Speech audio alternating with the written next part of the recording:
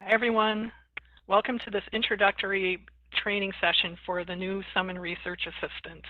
My name is Amy Pemble, and I'm part of the Ex Libris Discovery product team. In today's session, I want to provide an overview of what the tool is, followed by a demo. Then we'll get into more details about how it's working behind the scenes, and I'll also provide you with some things you need to know about Research Assistant. And what exactly is Research Assistant? Well, it's a generative AI-powered discovery tool. It sits alongside the native Summon tool based on CDI, or Central Discovery Index. Some of its capabilities include natural language querying, summary answers with inline references, links to the full text directly from the tool, the ability to send a search query from Research Assistant into Summon, and also the ability to do non-English querying. So we all know that Summon is a really powerful tool. It allows you to do everything from querying an ISBN to entering citation information, to building some pretty sophisticated searches with advanced search using Boolean operators, filters, etc. It's a really fast and efficient way to find resources. But we also know that our users are increasingly getting used to using AI tools like chat boxes. So we are providing a discovery-enhanced experience with AI. And that is a knowledgeable assistant that analyzes the information sent to it and provides relevant answers and references. And it's all, again, based on the CDI content. So some of the guidelines for the tool that we came up with at Clarivate when creating it are the ability to retain our academic integrity by taking advantage of our trusted and vetted library materials, which is to say that, again, we're searching the CDI. It is not the entire internet. It is the content is strictly coming from CDI. We want to engage users with intuitive, natural language searching, so that they don't have to learn any special syntaxes or things like that. We want to show context with a real-time generated overview. And we also want to prove our transparency with links to the resources that were used to create that overview. And the tool also provides a quick path to related questions in case the user wants to go in a slightly different direction or dive deeper into details of their original query. So with that, I'm going to go ahead and jump into our demonstration by going over to my browser. So the Research Assistant, once it's enabled, if it's enabled, it's an optional feature. You do not have to turn it on. It's easily accessible from the Summon header, and you can see it up here next to this diamond icon. You'll notice that a library search tab appears if Research Assistant is enabled, so that researchers can toggle between the two types of searching, our traditional Summon interface or the Research Assistant. I'll provide some more details about who gets to access this tool based on authentication in a little bit. And with that, I am going to hop over into the Summon Research Assistant. And let me provide a little interview of the interface. This was designed by our UX teams. It's meant to be very clean, accessible, and easy to use. At the top, you can see that we're retaining that header. It's the same as we saw when we were in the regular library search. And the left panel includes a couple of capabilities, and it can be collapsed if desired. You can start a new topic, which essentially resets it to its starting interface. It will erase any of the search queries that are going to appear on the right-hand panel. The research history keeps a running log of the query session. The About Research Assistant opens up a nice inline help box to tell folks how to use the Research Assistant, and also some information about how those answers are generated, how to formulate a good question, things of that nature. In the right panel, we have a space where researchers can enter their queries, pretty simple search box, which we're all used to at this point. The inline references, the example questions provide some good ideas about how to formulate a question, what is possible with natural language querying. And again, you can access the help screen directly from here. So I'm going to go ahead and input a search query about the impact of social media influencers on consumer behavior.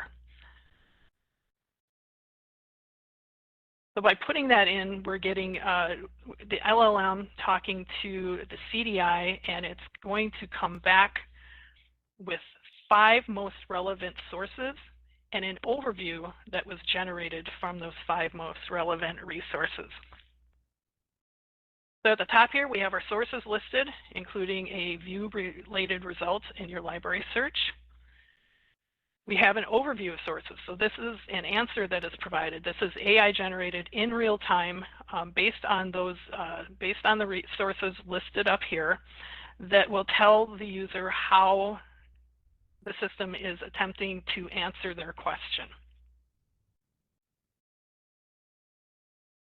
Beneath the overview, we have a how to cite AI generated content link. This can be configured to anything you want. I've currently got it configured to go to the MLA style guide. And then again, we have the related research questions. So if they wanted to dive deeper into this topic or maybe go on a slightly different path, the user can click one of these. But I'm going to hop up back to the sources.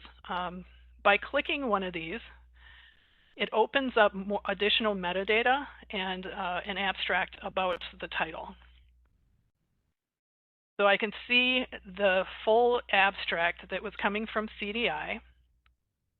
And the abstract is important because it determines how the overview is generated. So the overview comes from the abstracts of the resources in CDI. Clicking more details and request options opens a familiar page. This is the quick look window from Summon. It has that same information, those same capabilities that you've customized for interface. Clicking full text online will link me to that full text. I'm going to take you back up here and show you the view-related results on your library search. Remember I said that this will take that query and send it or transfer it to Summon. So what happens in the background is we create a pretty sophisticated Boolean search. And I'm pasting this into Notepad just to show you what it is. It has up to 10 Boolean searches linked together with ORs, and that is what gets sent to Summon. So you can see the results directly in Summon. I am going to go back to Summon Research Assistant now and talk a little bit more about the overview. So again, the summary is generated from the abstracts that were part of the resources that got cited at the top. And it's meant to assure the user that they're answering their desired topic. Or maybe they need to tweak their query a bit because they're not getting quite the answer that they were looking for. The inline references will open up one of the resources above. So I'm going to select 2 at this point, and you can see again, it expands the information, the metadata, and provides the abstract that are associated with that particular part of the answer.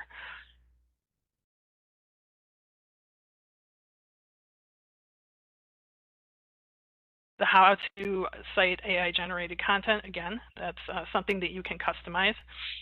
The copy option will copy the entire overview answer, and it will include the citations to the sources that were up above so that you can create a bibliography of sorts. Using the try again option will actually re-execute the search and possibly bring back different results. It's the nature of LLMs, as I understand it, that they don't always supply the same answer. So by hitting try again, you could get different resources used to, and a slightly different overview to answer your query. Both the sources and the overview have feedback options, good and bad. So the thumbs up says, what did you like about it? You know, and it gives you a couple of options, and of course other, and an optional way to provide that feedback. And we love that, of course, but we know that folks are more prone to provide possibly negative feedback, and it's important because if it didn't answer the question, if it was inaccurate, you know, we know that we need to, we have work to continue to do, so that is very important information, and we do like receiving that, and we're continually trying to improve the tool. I'm going to talk a little bit about related research questions. Again, these are generated based on the original query. I'm going to choose one. You can see that it populates the search box that is below the related research questions. And I'm going to point out a couple of filters that you can use to tweak your search a bit. The first is content type. So we got journal articles, peer-reviewed, and books instead of just all types. So you can narrow the results in that manner. You can also select a date filter. So I'm going to go ahead and apply a 12-month filter and execute that search, and we should be able to see that all of the results are, for the 5 most relevant resources, are within the last 12 months. And indeed, you can see 2024, 2024, and even a 2025. So that's a way to kind of tailor the search a little bit more. I'm going to go back to the research history page. Remember, I said that research history is a running log of everything that you've searched for, but you can also see that the first search I did is retained, and it is above the second one, and it will keep retaining those searches during the session. If I wanted to clear all that, I would hit Start New Topic.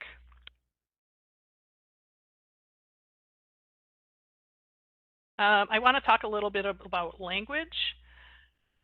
I'm going to close this up and go to a Research Assistant that I opened up earlier.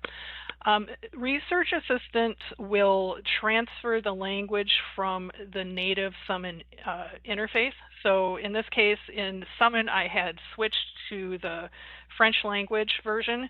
So when I opened up Summon Research Assistant, you can see that all the labeling should be in French.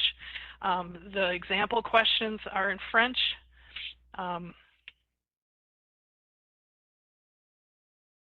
And so what happens now is if I put in a native French question about the economic tourism impact of the Eiffel Tower, what it's doing is creating that Boolean search. About half are going to be in English and half are going to be in French, just simply because right now we have, you know, primarily English language materials in the CDI, but we also have French.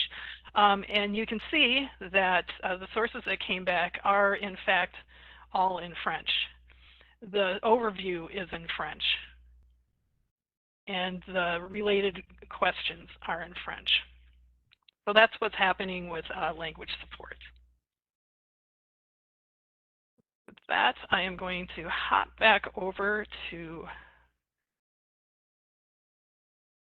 the PowerPoint and talk a little bit about what's going on behind the scenes. So what I have here is a picturesque view of what's going on with the systems, and then I'll talk a little bit more, or go into a little more detail on each of the steps. So the user here comes in, they do their natural language query, and it's sent the LLM as of April 2025, the GPT-4o Mini. It converts that search into a Boolean search, as I said, up to 10 phrases, Boolean together with an OR. It sends it, and that is sent to the Solr index of CDI. Again, if you have a non-English language query, about half are in English and about half are in the chosen language. So the results are retrieved from CDI, and about the top 30 are sent back with the metadata and abstracts. Then they are re-ranked according to context and relevance, and then they are sent. Those results are sent to with a prompt, and in this case, the prompt is, "Hey LLM, give me the top 5 resources and an overview for the users." So the LLM then returns the answer to the user.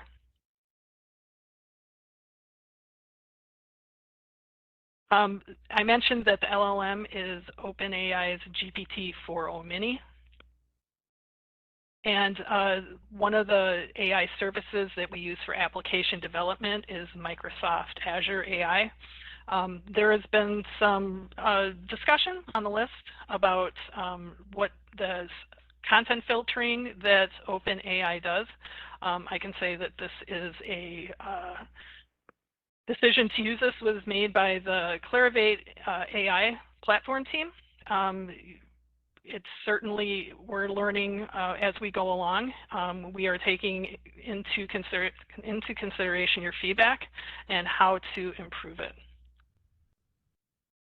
So let's talk a little bit more what happens during that user query. This is kind of a more text version of the picture I showed you a minute ago. The user does a search, what is the effect of vitamin D deficiency? And this is the Boolean query that gets created and sent to CDI. The search happens in CDI. We rank the top 30 results by creating vectors to identify the 5 best fitting the user query.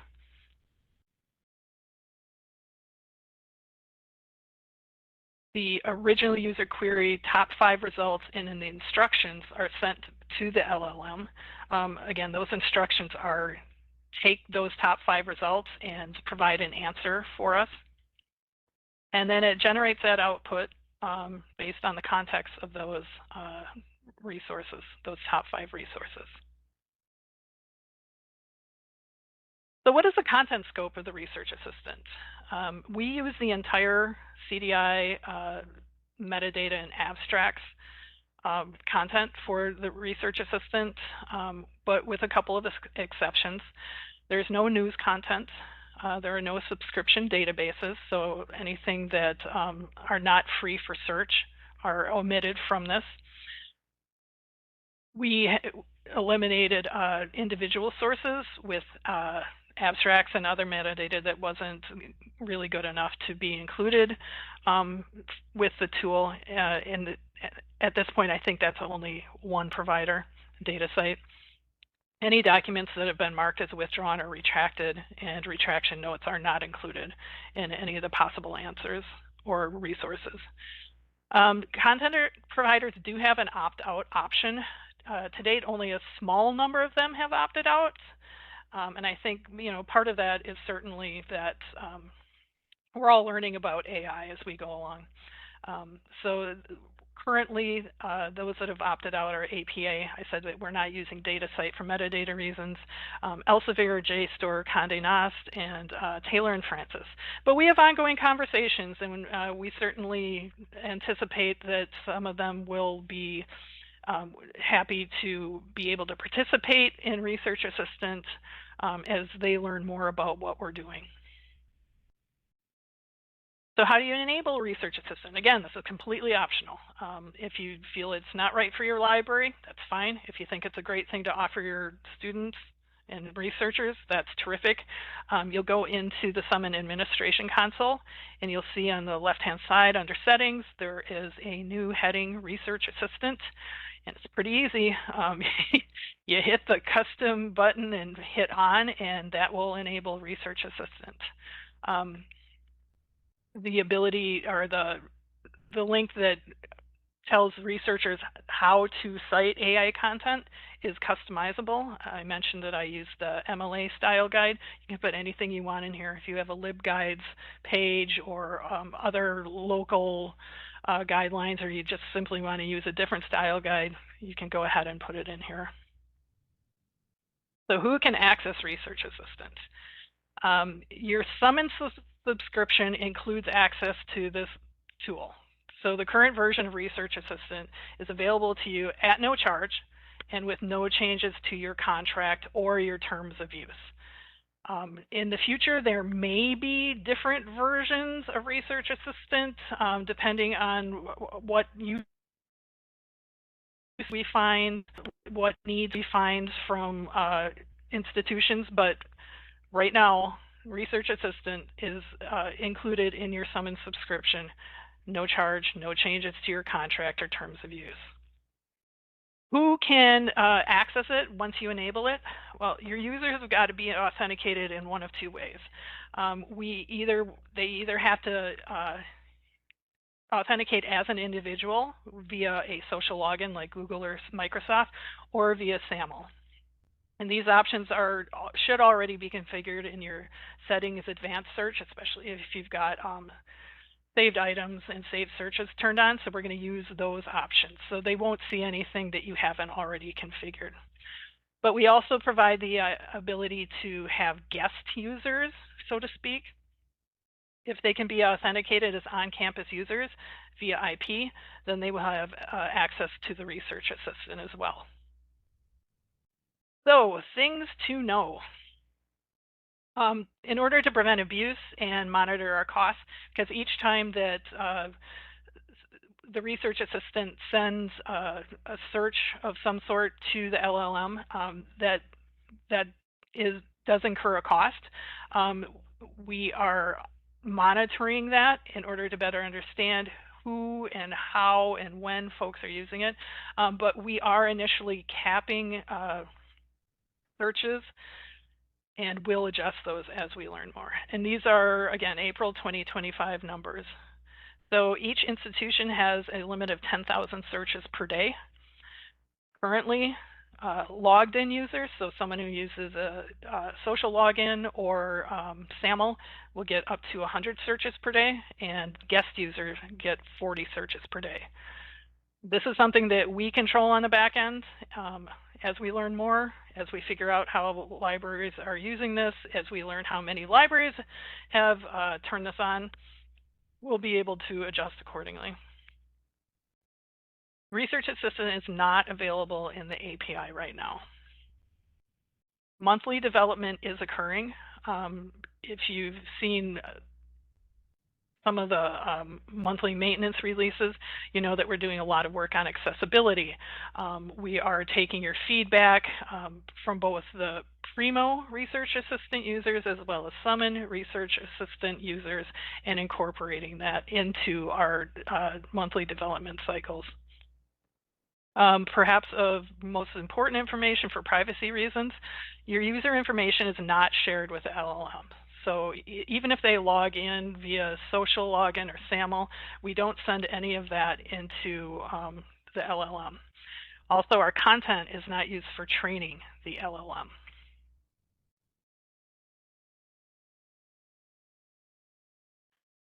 So with that, I want to thank you for taking the time to review this. I know that we will all have more questions moving forward.